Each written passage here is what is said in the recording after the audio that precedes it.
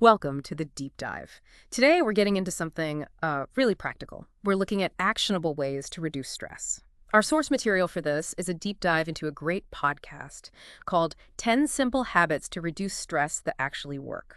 Oh, and our mission really is to pull out the most practical, maybe surprising, and definitely easy ways for you to dial down that feeling of being overwhelmed. Because let's face it, when you're stressed, it's so hard to focus Right. or learn anything new. Your brain just wants to, I don't know, lie on the couch and scroll TikTok. Yeah, exactly. And what's great about this source is the promise it makes right up front. It's basically no complex stuff here, like no yoga mats required, no expensive apps. It's just about little daily things that genuinely help. They even call them fast, easy, and yes, a little lazy too, which Yeah. makes it feel, doable for pretty much anyone. Totally. Okay, so let's unpack this. Starting right at the beginning, like the moment you wake up. The first habit they talk about is a challenge, but a simple one. Start your day tech-free, even for just 10 minutes. The idea is basically don't touch your phone first 10 minutes. That's it. So like no emails checking, no Instagram scrolling, no diving into the news. Instead, they suggest just sit there for a bit, maybe stretch, just breathe. It sounds so simple, but that pull to the phone is it's strong for a lot of Oh, us. absolutely. And there's a real reason behind it. When you grab your phone immediately, your brain just gets flooded, all these demands, notifications. It goes straight into reactive mode, almost like a low-grade panic. Mm-hmm. But starting slow, quiet, it tells your body, hey, we're safe, it's calm. It sets you up with this clarity for the day. Yeah. And that clarity, that's crucial for being able to focus and learn later on. That panic mode idea really clicks. Makes you think, maybe just try it once, see how it feels. Yeah. Okay, and sticking with the morning theme, the next one might surprise some people, especially coffee lovers. It's drink water first, not coffee. Right. This one's interesting. The podcast points out that your brain is actually a little dehydrated every morning when you wake up. Okay, that makes sense. Yeah.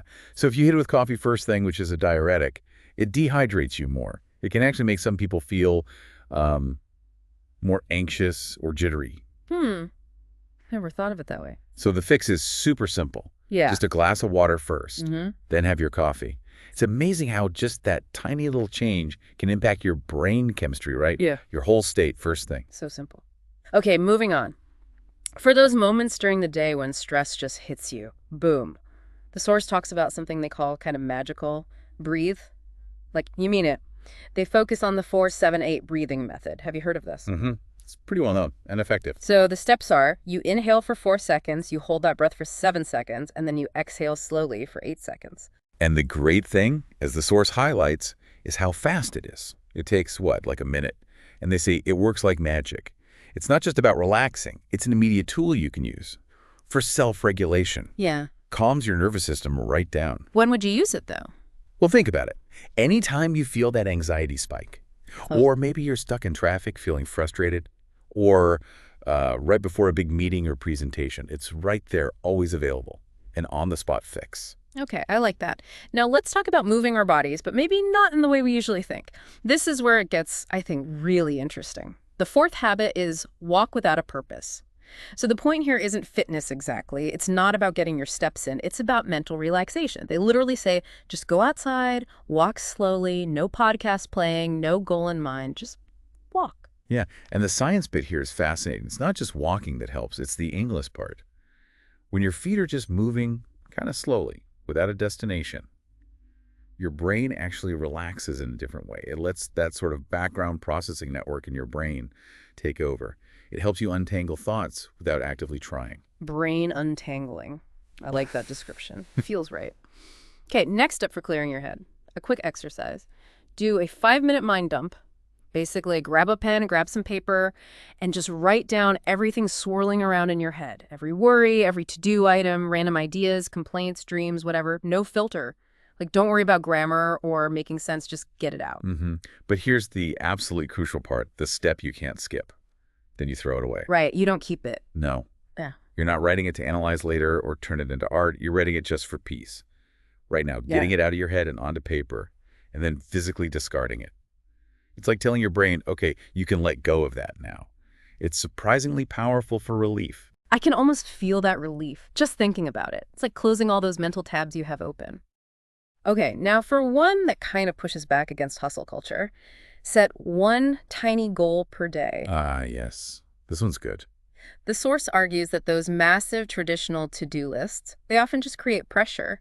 And they can make you feel like a failure if you don't tick off every single box, right? Totally. It's a setup for feeling bad sometimes. So the alternative they suggest is just choose one small win for the day. One single thing. Something that when you do it makes you feel a little bit proud. And that, they say, is enough. Yeah, and this really makes you think, doesn't it, about how we even define productivity. Focusing on one small, achievable thing guarantees you get that hit of accomplishment every single day. It builds momentum, reduces that huge pressure of the endless list. It's about small, consistent wins. It's a different mindset. Okay, habit 7. This one can be tough for people. Say no without explaining. The source admits this is hard, especially if you see yourself as, a kind or helpful person. Very hard for some. Yeah. But the advice is incredibly simple. Just use the phrase, no thank you, period. Exactly. The power isn't in the explanation, it's in the no itself. You don't actually need to explain why. You don't need to feel guilty about it. Yeah. Saying no is just protecting your time, your energy, your peace, really. It's a boundary.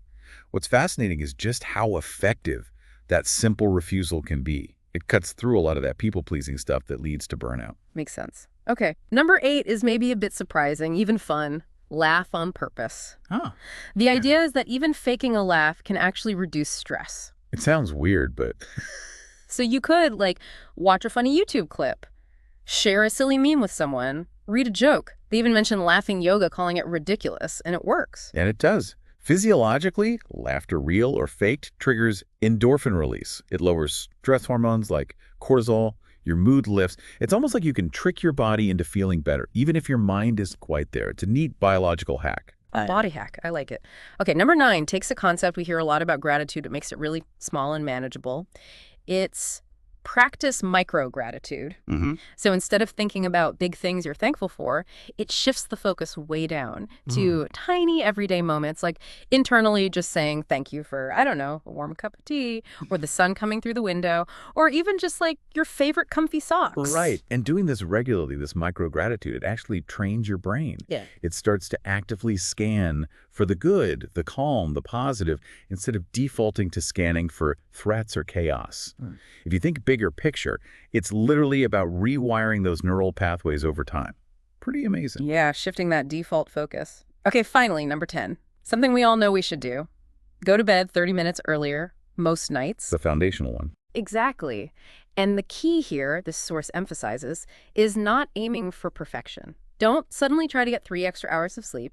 Just aim for 30 minutes earlier than you normally would, most nights. So maybe that means putting your phone down earlier, or saying no to just one more episode of whatever you're watching. Yeah, just small shifts.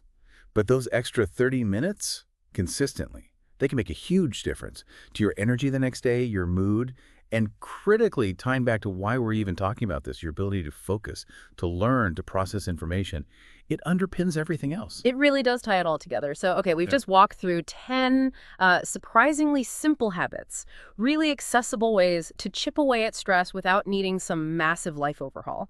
And I like how the source encourages you. You don't need to do all 10 right away. Just pick one, start small, be kind to yourself about it. Absolutely. So what's the bottom line here for you listening?